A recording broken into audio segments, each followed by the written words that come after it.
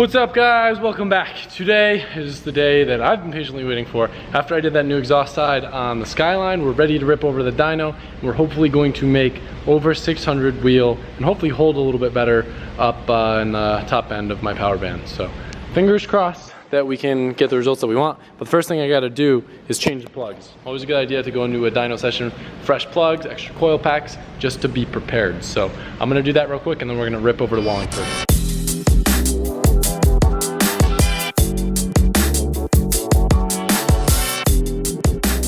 So I thought that I had BKR 7Es in this car, which is what I usually run in cars, and I was gonna switch out to a one step colder, like a BKR 8E.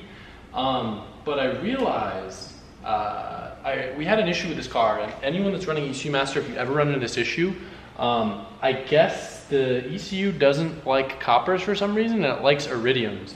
So we figured that out at Titan and switched to a BKR 8EIX.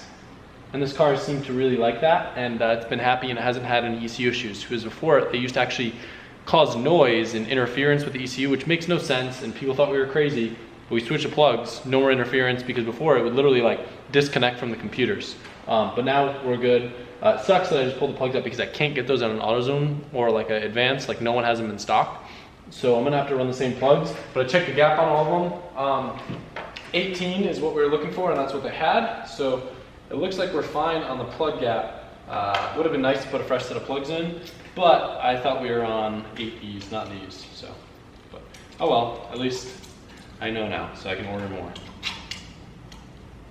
I think Jimmy might actually be busy today, so I don't know if we're gonna make it to the dyno. So I'm a little sad. I just want this thing all ripping again. Tommy just took the Supra out for his first drive. He's never driven one before. What'd you think?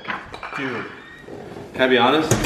Yeah, I want you to be honest. It makes me want a Supra or an M2 worse than I ever did. Okay, so you've driven an M2.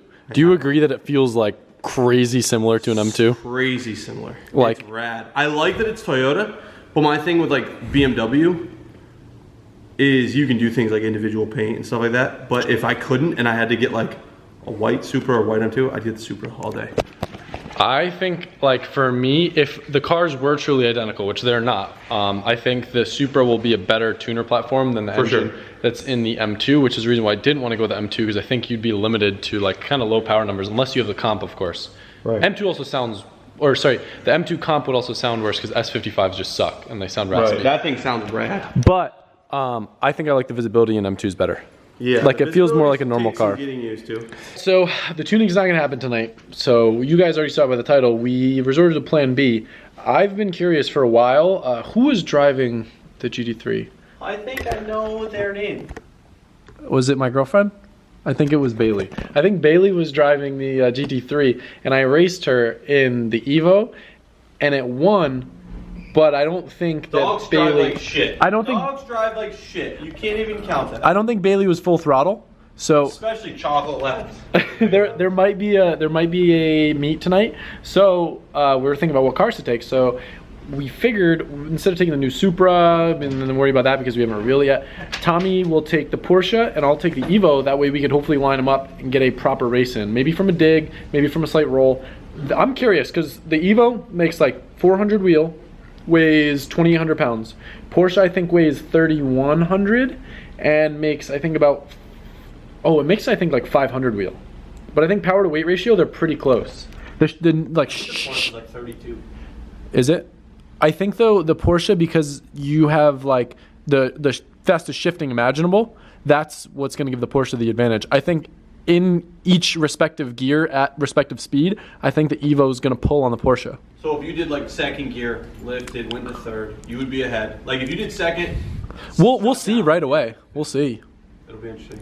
Yeah, I'm excited. You really, I mean, you're lucky I'm doing this for you. You did have to twist my arm quite a bit to drive the Porsche. So I'm not really a German car guy, but I'll do this for you because I appreciate you. Adam has all these cars. How many cars you got? 4 cars? He's got 4 goddamn cars. Just in this vicinity. Yeah, true. Is there more inside? No, it's side by side.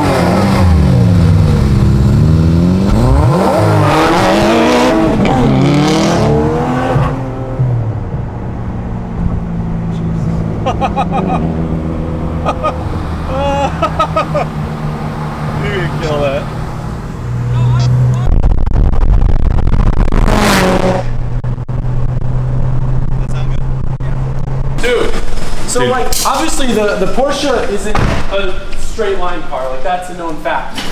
But what's huge to me, the Porsche is a 10-second car all day. The Porsche runs 10.9, 10.8, even 10.7 with an exhaust and stuff. I'm just turning off these lights. Yeah. That means that Evo is definitely a 10-second car. Definitely.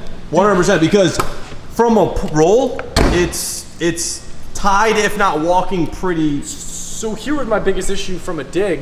I was actually lighting the tires up. Yeah. And I think what I should be doing is bouncing off rev limiter so that when I go into second, I have the traction, because it was actually bogging in second. Yeah. Because it was lighting them up and I didn't have the speed. You gotta just let it ride out. It would have been better, rather than slipping the clutch, because I was giving it a little bit too much, if I had that launch control and then I could just modulate the clutch to get the perfect amount of boost.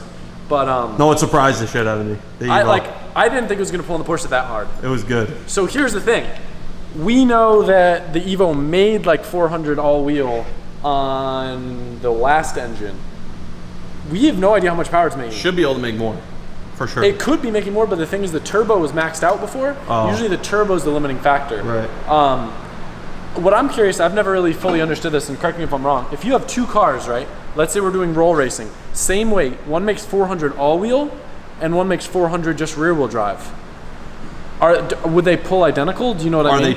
They're both to the wheels? Correct, both to the wheels. So the all-wheel drive becomes a negative after you start moving. Okay, so It if becomes drag. they both make 400 Even if it wheel. makes 400 wheel. Okay. You are moving more parts with the power. I think the Evo... It's more parasitic. I mean, it's tough, but I feel like that car's gotta... Because the Porsche should make like close to 500 wheel. Wheel? Wait. No, it makes 500 wheel if I had the intake set up. Right now it's probably like 460-ish. Okay. So, I guess it makes sense the Evo. The Porsche is heavier, a little, but that thing is a scalpel. Every time, bang, bang, bang, it'll do the same thing. I was definitely like a little bit shocked that it. The first pull, I was like, okay, we'll see. And like when we did the little one, I was like, no way. The shifting's the thing, because if I shift fast, I can stay ahead of you. But that second I let off to shift, I see you start coming up. What was crazy was the Porsche gearing is so long. At one point, you shifted twice while I was in one gear. That's crazy. You were like, hey, how was that flyby that I did? That looked cool. Sick. Yeah, looks sick. I'm impressed with that. This thing's a monster. So I don't know if I've said this to you guys or not yet, but I have a setup to make this even more of a monster. But I don't want to add more power to this car until I get the understeer situation worked out. Because this is supposed to be the back road monster, and if it doesn't turn, it ain't. Yeah. So it's still impressive. This thing's sick. This is a 4-cylinder from 1989 or it just walked like, that's sick. Technology. Yeah. I'm gonna need a parking tomorrow and get a thumbnail together. Yeah, for sure. Oh, so real talk. What do you think? And I want to hear the viewers' opinion on this too. So today, they just released that the RS6 Avant is coming to the States. And I don't know if I've ever said it in a video. I think I've said it in live streams. That's been a car of mine that's been a dream to own as like the most ideal daily ever. Like bi-turbo V8, 600 horsepower, baller wagon. Do I replace the Mustang with it? Yeah, I don't like the Mustang.